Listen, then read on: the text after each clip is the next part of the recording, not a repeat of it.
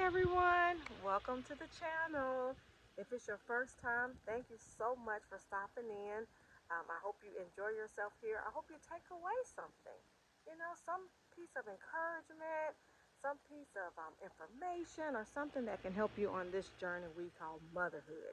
For those of you that are subscribers or that are regulars, thank you for coming back, and I appreciate you so much for subscribing. Now, today's topic, I always try to get in there and get it and quit it because we are busy people. I know you guys have tons of things to do, and I don't want to take a lot of your time. But even my setting today, summer is beautiful. It feels great out here. I see the trees, I hear the birds, I feel a little wind, on my face. This is beautiful. But along with this beauty, we know that this time of year can be very stressful for us as moms because the children are at home. Now, for those of you that have summer camps going, or you have family or friends that are able to help during the summer, that is wonderful. But for some of us, that we don't have that, and the children are at home and they're eating us out of house and home. So I wanted to, stop in today to give you a little bit of encouragement to hopefully tell you something that you may not have thought about, or you guys can tell us something in the comments that you think might be helpful during this season that we're in of being on summer break. So basically, what I want you to do, I'm all about making things, how could I say it, personalized for you. I don't like cookie cutter, one size fits all type things. So this is what I did this year, and this is what I encourage you to do this year. I won't say encourage, but I'm just throwing it out because I want you guys to throw out some stuff too. But think about take them some time first of all. Sit down, think about your family. Think about what you guys need for the summer. For example, I know that the kids love to have fun. So we know we want some fun in there. A lot of times as parents, we're also thinking about academics. Yeah, they're out of school, but we don't want them to lose every single thing they learned over the school year. So we want some type of education or academics in there. Other people may want a piece of family time. Maybe this is the only time of the year that you can travel. Maybe you don't live near family, and this is the time of year you don't have to worry about the children missing school and getting behind, being counted absent, and all of that. So you may want family time. You know, so basically, like, you think about what do your children need during the summer break, and then once you do that, then I would say, then plan around that. So just to use me for an example, what I did this year is I did just what I just said. And I thought about, well, I definitely want the academic piece. So what I did was I printed out some calendars. I just did a June, a July, and an August calendar, free printable calendar, nothing fancy. I'm just practical and inexpensive. But and I just sat down and I said, okay, I need something to keep them off the tablets, something to keep them engaged, but then also balance out that it is summer. And I want everyone to feel like they had a break, including myself. So I thought about academics. They definitely need to stay up on their skills. So I ordered the workbook. Our school actually offers like a workbook. It's rising whatever grade. So for the kindergarten, it was rising for to the first grade. Kindergarten first, uh, fifth to sixth. So I ordered those workbooks. So there's a couple of pages that they do each day for, I believe it's 10 weeks. So I'm gonna have that going. They're gonna do like every day, Monday through Friday. I let them have the weekends off. Also, I did sign them up for a reading class, just to kind of keep them in the groove of reading and expanding their vocabulary, and hopefully their reading comprehension skills and things of that nature. I did have to pay for that, but it's only a 5-week class. There's some online parts to it, and then they go in for an hour and 15 minutes once a week for the 5 weeks. So I did that. That's my education piece.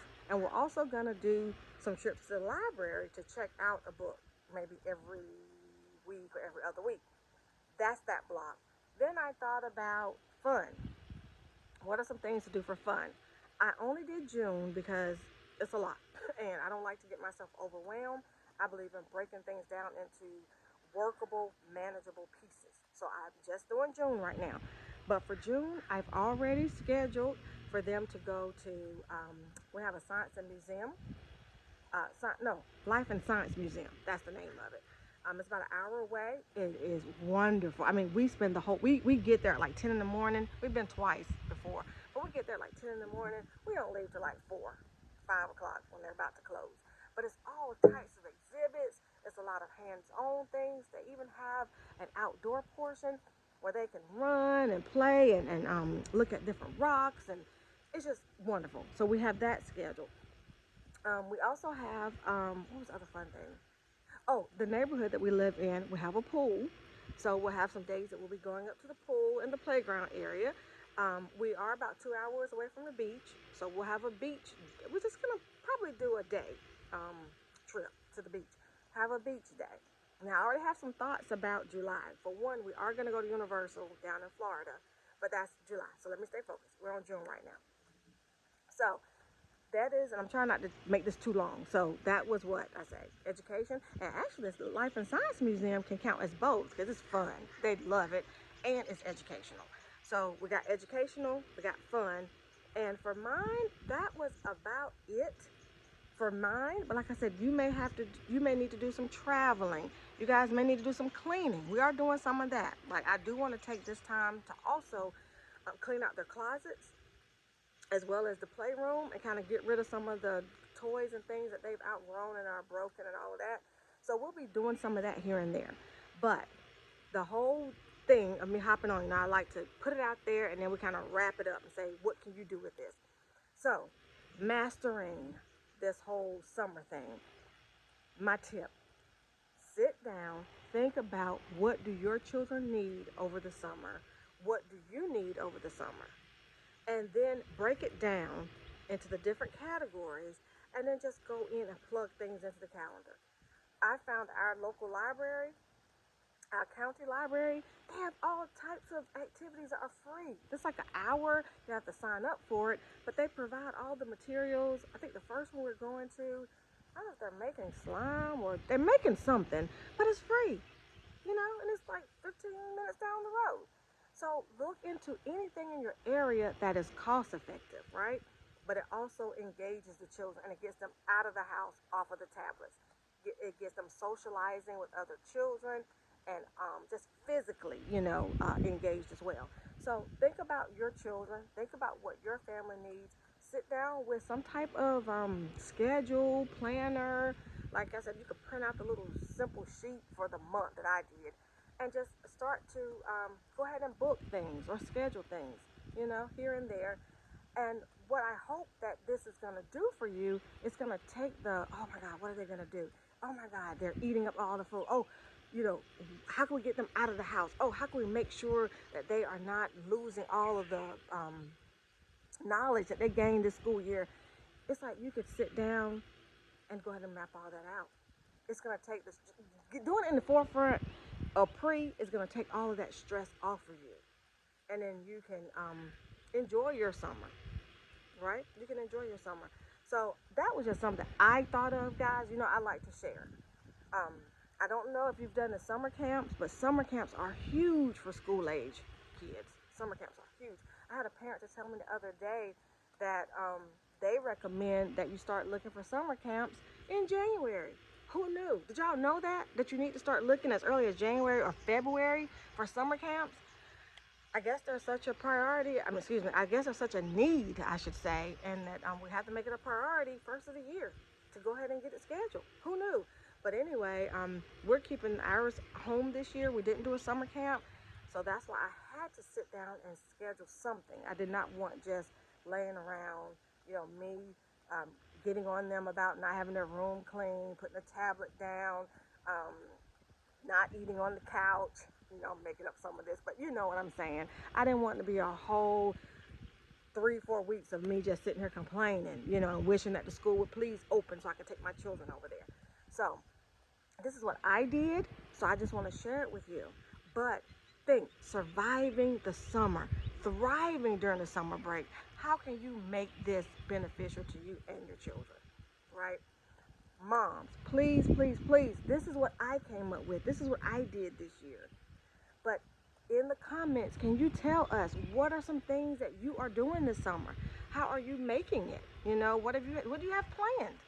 What are some maybe if you have some activities that you could do at home, you know, some things you might can set up in your backyard, your local park, maybe going and having picnics in the park. I don't know. Y'all, help me.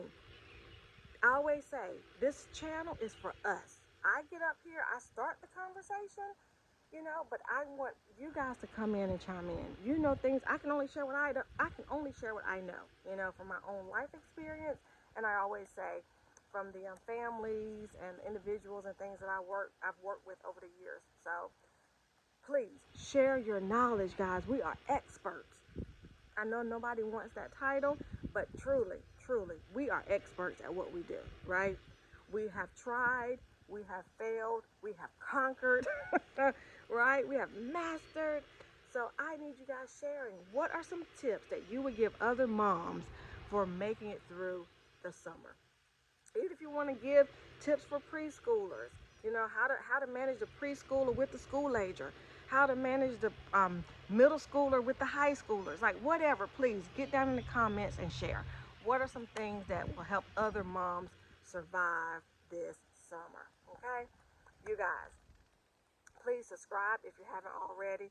If there was something that I said that you could identify with, something that made you go, it could have sparked another thought.